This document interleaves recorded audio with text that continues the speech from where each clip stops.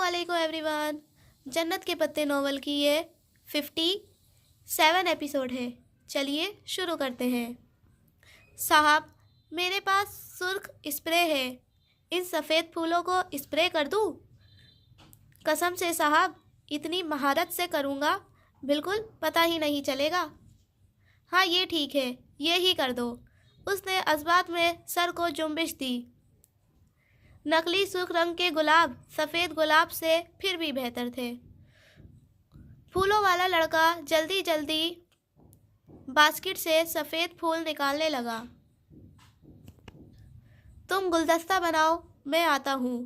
उसकी रफ्तार देखकर वो जान गया कि अभी उसे काफ़ी वक्त लगेगा, इसलिए वो अंदर को कुरियर शॉप की तरफ बढ़ गया। उसे अगर किसी शे से अजहद चिढ़ थी तो वक्त ज़ाया करने से थी। कुरियर शॉप में दो अफराद खड़े अपने अपने लिफाफे जमा करवा रहे थे। डेस्क के पीछे बैठा पी कैप पहने लड़का कंप्यूटर पर मसरूफ़ नज़र आ रहा था। वह खामोशी से जाकर एक कोने में खड़ा हो गया। दफ़तन मुलाजिम लड़के ने टाइप करते हुए सर उठाकर देखा। जिहान पे नज़र पड़ते ही उसके चेहरे पे शनासाई की रमक उभरी। वो जल्दी जल्दी काम निपटाने लगा। दोनों अफराद को फारिग करके वो उसकी तरफ मुतवज्जो होते हुए खड़ा हो गया। जी अहमद भाई, कोई खिदमत? हाँ, छोटा सा काम है। वो जैकेट की जेब से चंद साफ लिफाफे निकालते हुए काउंटर पर आया। इनको कुछ बैक डेट्स में स्टैम्प करना है और कुछ को आगे की डेट्स में। ये देखो। वो उसे काम समझाने लगा। गुज़नफर उसे जानता था। इससे पहले वो जिहान को उसे हट कर भी इजाफी काम करवा चुका था। ना भी कर चुका होता तब भी उसके काट के बायस कर ही देता।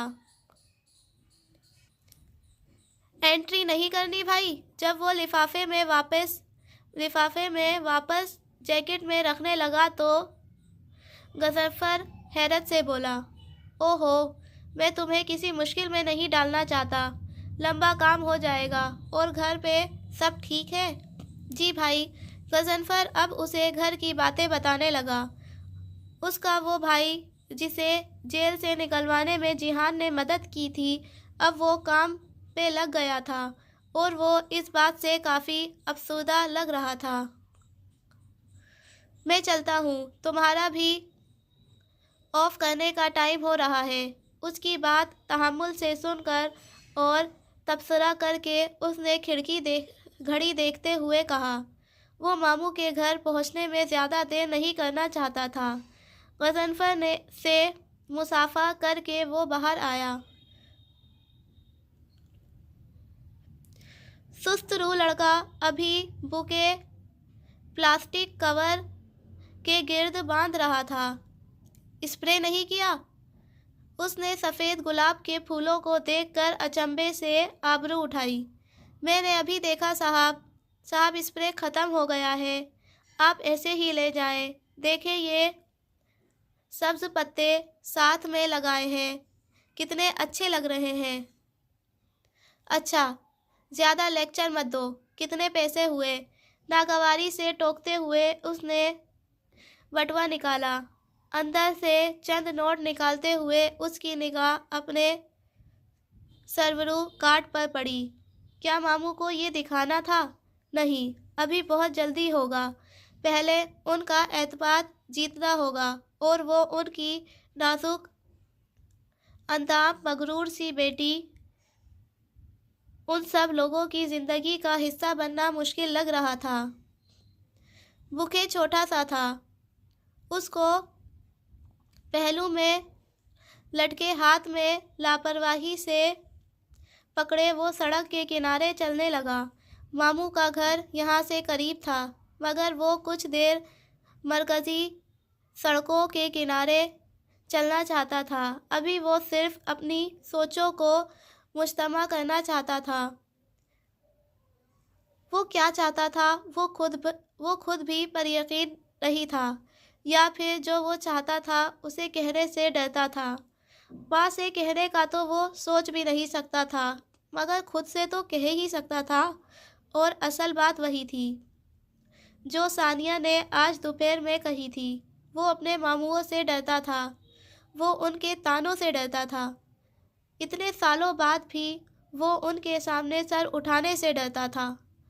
مگر ممی کہتی تھی وقت بدل گیا ہے، فرقان بابو اور سلیمان بابو نرم ہو گئے ہیں۔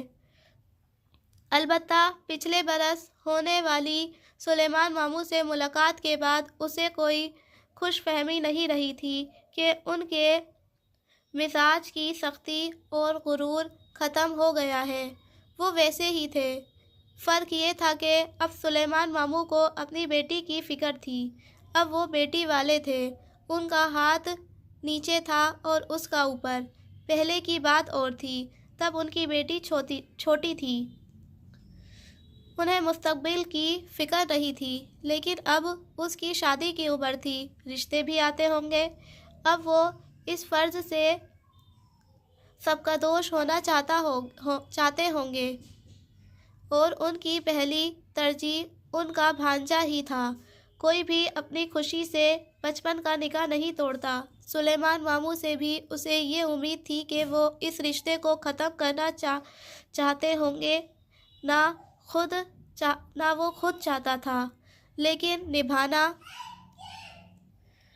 یہیں آ کر وہ رک جاتا۔ یہ رشتہ نبھانا بہت مشکل تھا۔ وہ ایسی چھوٹی سوچ کا حامل آدمی تو تھا نہیں کہ پرانے انتقام لینے کے لیے ان کی بیٹی کو لٹکائے رکھتا۔ یہ بھی ٹھیک تھا کہ وہ ان سے مل لے تاکہ دونوں فریقین دیکھ لیں کہ یہ رشتہ چل سکتا ہے یا نہیں۔ اگر اسے محسوس ہوا کہ وہ نبھا سکتا ہے تو وہ ممی کو آگاہ کر دے گا، اور اگر اسے لگا کہ وہ نہیں نبھا پائے گا تو وہ پھر اسی مقام پر آ کر رک گیا۔ ممی ہرٹ ہوں گی، یہ وہ آخری چیز تھی جو وہ نہیں چاہتا تھا۔ اتنے سال اگر اس نے جان بوجھ کر ماموں کی فیملی سے لا تعلقی اختیار کیے رکھی تو اس لیے کہ دور اندر وہ یہ رشتہ نہیں چاہتا تھا۔ سڑک کنارے سر جھکا کر چلتے ہوئے اس نے خود سے سچ بولنے کا فیصلہ کر لیا۔ وہ خود ہی یہ رشتہ نہیں چاہتا تھا۔ اس کی یہ ساری بے رخی، لا تعلقی اور اعتراض برتنا سب لاشعوری طور پر اسی لیے تھا کہ وہ لوگ تنگ آ کر خود ہی یہ رشتہ ختم کر دے اور وہ ماں کو دکھ دینے کے بوجھ سے آزاد ہو جائے۔ یہ الگ بات تھی کہ یہ خود کو دھوکہ دینے کے علاوہ اور کچھ نہ تھا۔ جو بھی یہ رشتہ ختم کرے ذمہ دار تو وہی ہوتا۔ اس کے خشک رویے کے باعث ہی یہ رشتہ ٹوٹے گا۔ لیکن وہ لوگ اس سے اور کیا توقع رکھتے ہیں؟ کس نے کہا تھا انہیں کہ وہ اپنے چھوٹے چھوٹے بچوں کا رشتہ طے کر دے؟ اسے کبھی کبھی ان سب ذمہ واران پہ ازحد غصہ چڑھتا تھا، ممی پہ البتہ نہیں چڑھتا، کبھی بھی نہیں۔ وہ صرف اپنے بھائیوں کے ساتھ تعلق قائم رکھنا چاہتی تھی۔ انہوں نے جو کچھ کیا بس رشتے بچانے کے لیے ہی کیا۔ وہ جان بوجھ کر ماں کو شک کا فائدہ دے دیا کرتا تھا مگر بابو کو نہیں۔ بے انصافی ہے تو بے انصافی ہی سہی۔ بہت دیر وہ سڑکوں پہ بے مقصد چلتا، سوچوں میں گلتا رہا۔ وہ ابھی ان کے گھر نہیں جانا چاہتا تھا، مگر ماں کے سامنے میں ابھی ذہنی طور پر تیار نہیں، اور یہ بہت جلدی ہے، مجھے سوچنے کا وقت دے، جیسے بہانے نہیں چلتے تھے۔ اسے ایک دفعہ جانا ہی پڑے گا۔ گھڑی کی سوئیاں 10 سے اوپر آ چکی تھی جب اس نے خود کو سلیمان ماموں کے گھر کے بیرونی گیٹ کے سامنے کھڑے پایا۔ گیٹ بند تھا، اندر گھر کی بتیاں جل رہی تھیں اس کی نگاہیں ساتھ والے گیٹ پہ پھیلی۔ یہ فرقان بابو کا گھر تھا۔ وہ پہلے ایک دن آ کر یہ گھر دیکھ گیا تھا اور پھر فیس بک پہ روہیل نے ان دونوں گھروں کے اندر باہر کی اتنی تصاویریں لگا رکھی تھی کہ اسے اندرونی نقشہ بھی حفظ تھا۔ وہ ان دونوں وسیع و عریض اور خوبصورت بنگلوں کے سامنے سڑک پہ گویا کسی دوراہے پہ کھڑا تھا۔ اندر جائے یا یہیں سے پلٹ جائے، اسے صرف ایک بہانہ درکار تھا، اس گھر اور اس کے مکینوں سے دور بھاگنے کا۔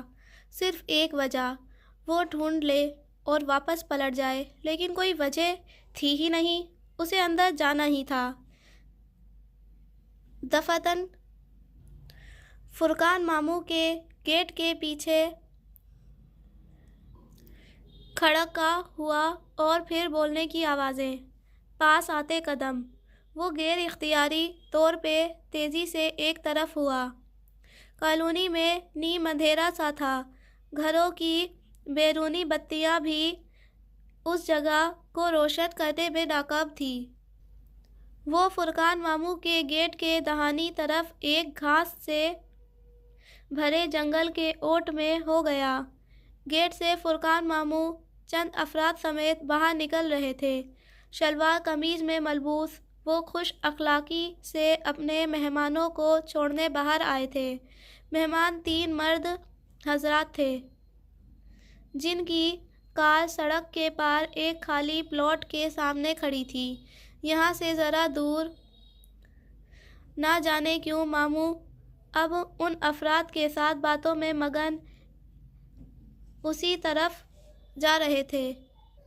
پیچھے گیٹ کھلا رہ گیا تھا۔ گارڈ، چوکیدار، فی الوقت کوئی بھی نہ تھا۔ شادی قریب تھی تو مصروفیت نے ملازموں کو بھی گھیر رکھا ہوگا۔ وہ اندھیری جگہ پر دم سادھے کھڑا فرقان ماموں کو دیکھتا رہا۔ دل میں ایک عجیب سی ہوٹ اٹھی تھی۔ پرانی باتیں پھر سے یاد آنے لگی تھی۔ اس نے بے اختیار سر جھٹکا اور جیسے ابھرتی یادوں کو دفع کرنا چاہا۔ ماموں اب اپنے مہمانوں کی گاڑی کے ساتھ کھڑے ان سے کچھ کہہ رہے تھے۔ اسے یوں وقت ضائع ہونے پہ الجھن ہو رہی تھی۔ چند منٹ تو وہ کھڑا رہا، مگر جب اسے لگا کہ ماموں اور ان کے مہمانوں کی گفتگو لمبی ہوتی جا رہی ہے تو وہ جنگلے کے عقب سے نکل آیا۔ وہ لوگ بہت دور تو نہیں تھے، البتہ اس رخ سے کھڑے تھے کہ کسی کا بھی چہرہ گیٹ کی جانب نہیں تھا۔ وہ فرقان ماموں کا سامنا کیے بغیر اندر جانا چاہتا تھا۔ کیا حرج تھا اگر وہ یوں ہی اندر داخل ہو جائے؟ فرقان ماموں کو متوجہ کرنا اور ان کے سوالات کا جواب دینا؟ نہیں، ابھی نہیں۔ بہت آرام اور آہستہ سے وہ کھلے گیٹ کے اندر چلا آیا۔ سردی بڑھ گئی تھی، لان خالی تھا، سب اندر تھے۔ اس نے گردن ادھر ادھر گھما کر درمیانی دروازہ تلاش کیا۔ وہ سامنے ہی تھا۔ اس پہ گھنٹی لگی تھی، لیکن پہلے اس نے دروازہ دھکیلا تو وہ کھل گیا۔ اسے جانا تو سلیمان ماموں کی طرف تھا، سو ادھر رکنا بے سود تھا۔ وہ دروازے سے گزر کر سلیمان ماموں کے لان میں داخل ہو گیا۔ اتنے برسوں سے بنا اجازت دوسروں کے گھروں، لاکرز، موبائلز اور ای میلز میں خاموشی سے داخل ہونے اور نکلنے کی عادت کے باوجود وہ آفیشل کام کے بغیر ٹریس پاسنگ نہیں کیا کرتا تھا۔ اب بھی یہ کرتے وقت اس کے ذہن میں یہی بات تھی کہ وہ اس کے ماموں کا نہیں بلکہ سسر کا بھی گھر ہے۔ اندر جا کر وہ بتا دے گا کہ وہ کس طرح داخل ہوا۔ بات ختم۔ سلیمان ماموں کا ہرا بھرا لان بھی سنسان اور سرد پڑا تھا۔ اسے پچھتاوا ہوا کہ اس نے پھول اٹھانے کا تکلف کیوں کیا۔ خواہ مخواہ ایک بوجھ اٹھائے پھر رہا ہے۔ اس نے گلدستہ لان کی میز پہ رکھ دیا اور خود گھر کے داخلی دروازے کے سامنے آ کھڑا ہوا۔ گھنٹی باہر گیٹ پہ تھی، اندر داخلی دروازے پہ نہیں۔ اب کیا صرف دروازہ کھٹکھٹانے پہ کوئی باہر نکلے گا؟ بہت تذبذب سے اس نے داخلی دروازے پہ دستک دی۔ البتہ وہ خود بھی جانتا تھا کہ اندر کمروں میں موجود افراد اس وقت یہ دستک نہیں سن پائیں گے۔ وہ جان بوجھ کر اس طرح کر رہا تھا تاکہ اسے ان سے ملنا نہ پڑے اور وہ کہہ سکے ممی میں گیا تھا مگر آپ کے بھائیوں نے دروازہ ہی نہیں کھولا، میں کیا کرتا؟ سو واپس آ گیا۔ حسب توقع دروازہ کسی نے نہیں کھولا۔ وہ سرد پڑتے چہرے، سرد پڑتے ہاتھ جیکٹ کی جیبوں میں ڈالے گھر کی دیوار کے ساتھ ساتھ چلتے یوں ہی جائزہ لینے لگا۔ اس گھر میں کون کون ہے؟ مہمان بھی آئے ہوں گے شادی کے، کوئی جاگ رہا ہے یا نہیں؟ اسی ہی باتوں کا سرسری سا معلوم کرنے وہ گھر کو گھوم پھر کر دیکھنے لگا۔ تمام کھڑکیاں بند تھیں، البتہ لان کے داہنی رخ پہ کھلتی ایک کھڑکی کے 2 شیشے کے پٹ کھلے تھے۔ اتنی سردی میں کون کھڑکی کھول کر بیٹھا ہے؟ اچنبھے سے بھویں سکیڑے اس طرف آیا۔ شیشے کھلے تھے، البتہ جالی بند تھی۔ اس کے پیچھے پردے بھی گرے تھے۔ 2 پردوں کے درمیان ایک درز سی تھی جس سے کمرے کا منظر دکھائی دے رہا تھا۔ یہاں وہ عادت سے مجبور تھا۔ نچلا لب دانت سے دبائے اس نے احتیاط سے گردن ذرا اونچی کر کے اندر دیکھا۔ کمرے میں مدھم روشنی پھیلی تھی، صرف ایک ہی بلب جل رہا تھا۔ روشنی کا دوسرا منبع بیڈ کے تکیے پہ رکھا لیپ ٹاپ تھا جس کے سامنے وہ کوہنیوں کے بل اوندھی لیٹی تھی۔ اسکرین کی روشنی اس کے چہرے کو چمکا رہی تھی۔ وہ ٹھوڑی تلے ہتھیلی رکھے دوسرے ہاتھ کی انگلی لیپ ٹاپ کے ٹچ پیڈ پر پھیر رہی تھی۔ یہ وہی تھی جس کو اس نے دوپہر میں دیکھا تھا۔ اس نے وہی سیاہ لباس پہن رکھا تھا، سلکی بال، ملائی سے بنی جلد، اس کی کزن، اس کی بیوی۔ کیسا عجیب رشتہ تھا کہ دل میں کوئی احساس نہیں جاگتا تھا، یہی اس سے ملنے کی کوئی خواہش تھی۔ نہ جانے کیوں وہ مایوس ہوا تھا۔ جس طرح لوگ مڑ مڑ کر اسے ہوٹل کی لابی میں دیکھ رہے تھے، اسے وہ سب کچھ ناگوار لگا تھا۔ گو کہ اس کا لباس ایسا نہ تھا۔ آستین پوری تھی، قمیص لمبی تھی، نیچے کھلا ٹراؤزر تھا، مگر اس کے کپڑوں کی فال ہی کچھ ایسی تھی اور کچھ اس کا انداز کہ وہ توجہ کھینچتی تھی۔ اسے ایسی لڑکیاں کبھی بھی اچھی نہیں لگتی تھی، اسے یہ لڑکی بھی قطعاً اچھی نہیں لگی تھی۔ رات کی مقدس خاموشی میں بٹنوں کی آواز نے ارتعاش پیدا کیا تو وہ چونکا۔ وہ اب اٹھ کر بیٹھتے ہوئے بے چینی سے موبائل پہ کال ملا رہی تھی۔ ہیلو زارا! شاید رابطہ مل گیا تھا، تبھی وہ دبے دبے جوش سے چیخی۔ کیسی ہو؟ سو تو نہیں گئی تھی؟ حیا بول رہی ہوں۔ جیہان نے سوچا وہ کیوں سردی میں کھڑا کسی کے کمرے میں جھانک رہا ہے۔ اس کو ممی نے ماموں وغیرہ کے سارے نمبرز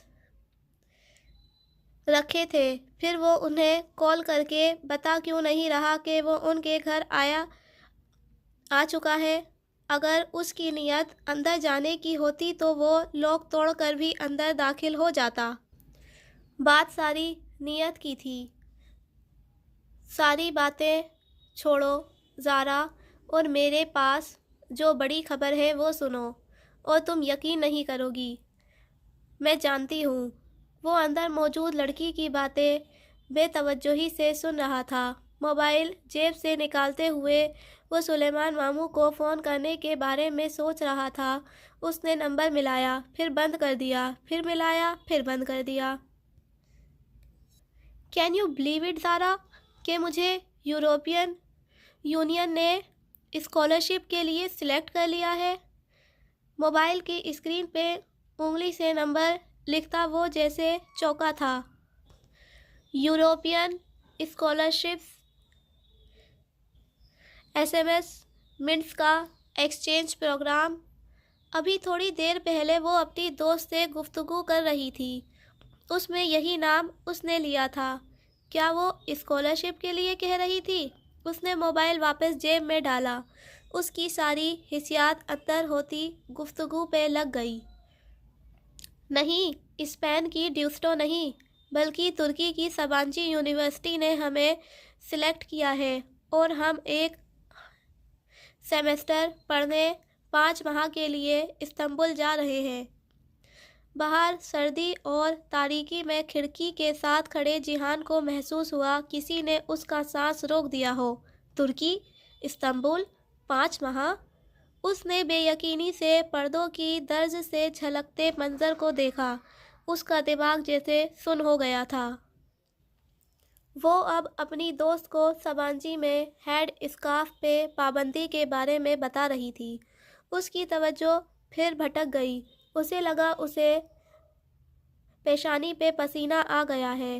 جیکٹ کی آستین سے ماتھا صاف کرتے ہوئے وہ ذرا پیچھے کو ہوا تو ساتھ میں لگے گملوں سے ہاتھ ٹکرایا۔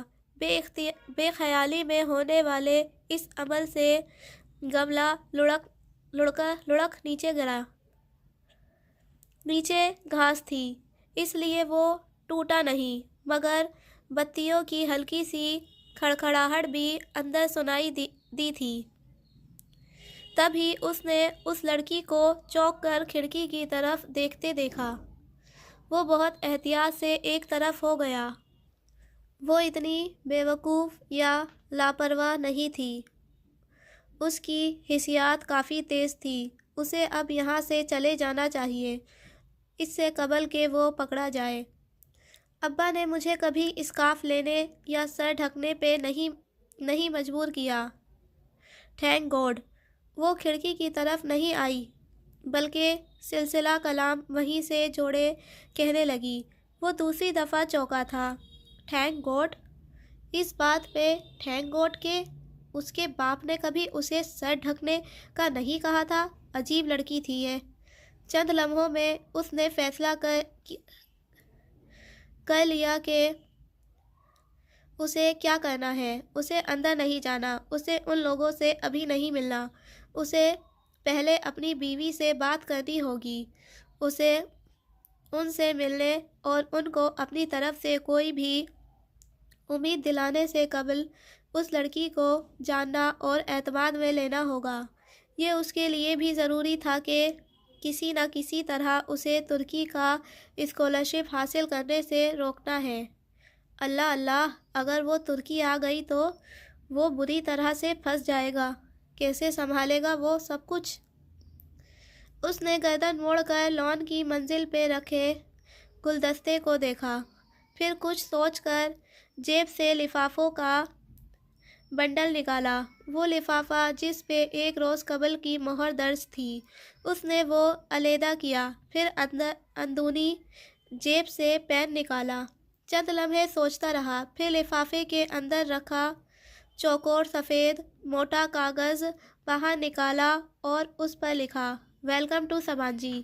یہ اسے چونکانے کے لیے بہت ہوگا۔ کسی اور مقصد سے لیے گئے لفافے پہ اس کا نام لکھ کر اس نے ٹھیک سے اسے بند کیا۔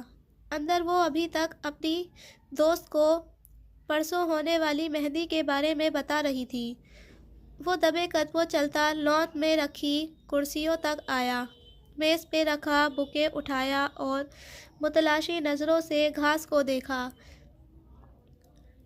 کدھر رکھے وہ اس کو؟ کوئی ایسی جگہ ہو جہاں سب سے پہلے حیا دیکھے۔ اس کے ماں باپ نہیں۔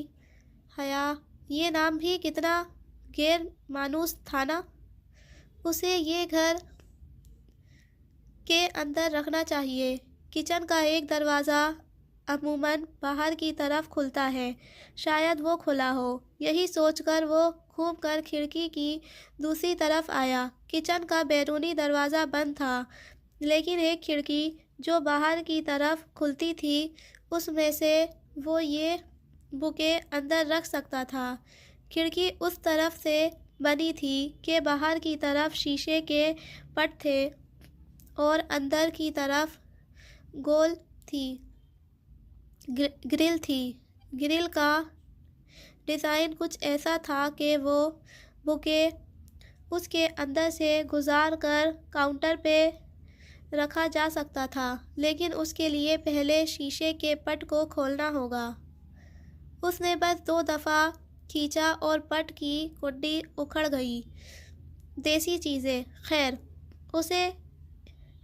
اسے صرف پھول اندر رکھنے سے غرض تھی۔ نہایت آہستگی سے گلدستہ اور بند لفافہ گرل میں سے گزار کر اس نے کاؤنٹر پر رکھا، پھر ہاتھ واپس کھینچ لیا۔ شیشے والا پٹ احتیاط سے بند کرتے ہوئے وہ پلٹ گیا۔ صبح جو بھی پھول دیکھے گا لفافے پہ درج نام پڑھ کر ان کو حیا کے حوالے کر دے گا۔ وہ ضرور سوچے گی کہ رات کو ان کے گھر کے اندر کون پھول رکھ کر جا سکتا ہے۔ اس سے آگے کیا ہوگا یہ اسے طے کرنا تھا، لیکن جو بات اسے مطمئن کرنے کے لیے کافی تھی وہ یہ تھی کہ وہ اس زبردستی کی ملاقات سے بچ گیا۔ ایک انچاہے مجبوری کے بندھن سے گرفتار فرار کی مہلت میں چند دن کا اضافہ ہو گیا۔ اب وہ ممی کو کہہ سکتا ہے کہ وہ اس لیے اندر نہیں گیا کیونکہ ان کی بھتیجی ترکی آ رہی ہے، اور یہ بات ممی کو پریشان کر دینے کے لیے کافی تھی۔ گھر سے نکلنے سے قبل کچھ سوچ کر وہ پوچھ میں کھڑی گاڑیوں کی طرف آیا تھا۔ فریحہ نے گردن موڑ کر کچھ اچنبھے، کچھ نخوت سے اسے دیکھا۔ بولو، میرا خیال ہے ہم ادھر بینچ پر بیٹھ جاتے ہیں، پر اعتماد سی سنجیدگی سے کہتے ہوئے اس نے ہاتھ سے سڑک کنارے بنی بینچ کی طرف اشارہ کیا۔ لڑکے، میرے پاس زیادہ وقت نہیں ہے، جو کہنا ہے یہی کہو۔ ٹھیک ہے، اب آپ میری بات سنیں۔ کندھوں کو ذرا سا اچکا کر وہ اس کے سامنے کھڑا کہنے لگا، آپ نے مجھے پناہ گیر کی اولاد کہا تھا، اب بھی کہتی ہوں، اور بہت جلد تمہیں اس جگہ سے نکلوا کر بھی دکھاؤں گی۔ اس نے ہلکی سی استہزائیہ مسکراہٹ کے ساتھ کہا۔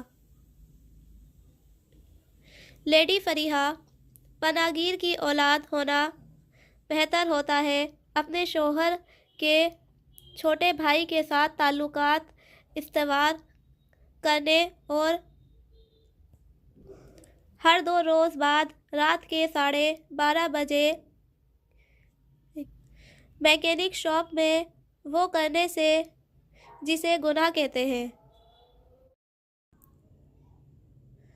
اپنی زندگی میں پہلی دفعہ اس نے کسی گلابی سنہری سے انسانی چہرے کو سفید پڑتے دیکھا تھا، ایسا جیسے کسی نے سفید پینٹ کر دیا ہو۔ فریحہ کا سارا خون ہی نچڑ گیا۔ کتنے ہی پل وہ چل کھڑی رہی۔ اب آپ میری بات سنیں، مجھے اور میری فیملی کو اگر آپ نے یہاں سے نکلوانے کی کوشش کی تو میں آپ کے شوہر کے پاس چلا جاؤں گا، اور یہ مت سوچیے گا کہ میری بات نہیں مانیں گے۔ میں ان کو وہ ثبوت بھی دکھاؤں گا جو میں نے اکٹھے کیے ہیں۔ یہ مت بھولیے گا کہ کیمرہ ہر گھر میں ہوتا ہے۔ فریحہ نے شاید کبھی نہیں سوچا تھا کہ وہ یوں پکڑی جائے گی، اور اتنی ششدر تھی کہ جواباً کچھ بھی نہ کہہ سکی۔ وہ ایسے یوں ہی ہکا بکا چھوڑ کر پلٹ گیا۔ اس کا اپنا دل بھی زور سے دھک دھک کر رہا تھا۔ بہت دنوں سے اس نے فریحہ کے سامنے خود پہ اعتماد قائم کیا تھا، اور یہ کیمرے والی بات تو ایک خالی دھمکی تھی۔ اس کے پاس کوئی ثبوت نہ تھا۔ سامنے کوئی مرد ہوتا تو رکھ کر 2 تھپڑ لگاتا۔ اور بگ جھک کر چلتا بنتا، مگر فریحہ کا غرور کچھ ایسے گھائل ہوا تھا کہ وہ سنبھل ہی نہ سکی، اور وہ دبی مسکراہٹ کے ساتھ واپس آ گیا۔ پھر دوبارہ وہ کرامت بے کی دکان پر نہیں گیا۔ علی کرامت کے گھر جانا بھی اس نے ترک کر دیا۔ اس کی عزت نفس کو گوارا نہیں تھا کہ اب وہ ان کے گھر جائے، لیکن اکثر اسکول سے جاتے ہوئے بس اسٹاپ پر شٹل کا انتظار کرتے وہ علی کرامت کو اپنی ڈاکٹر ممی کے ساتھ آتے دیکھتا تو پھر کافی دیر ان کو دیکھتا رہتا۔ نقاب سے بھی ان کی آنکھوں کی مسکراہٹ اور نمی چھپتی نہ تھی۔ عمر حقان اکثر نخوت سے کہتا نظر آتا کہ اس کی چچی ایک بدصورت سیاہ فام عورت ہے، مگر جیہان کو وہ عورت بہت خوبصورت لگتی تھی۔ مرحا جمیلہ، اس نے بہت عرصے بعد بالآخر ایک دن مرحا جمیلہ والا کارڈ ان کو دے ہی ڈالا۔ وہی بس اسٹاپ پر کھڑے کارڈ پلٹ کر دیکھتے وہ بے اختیار ہنس دی تھی۔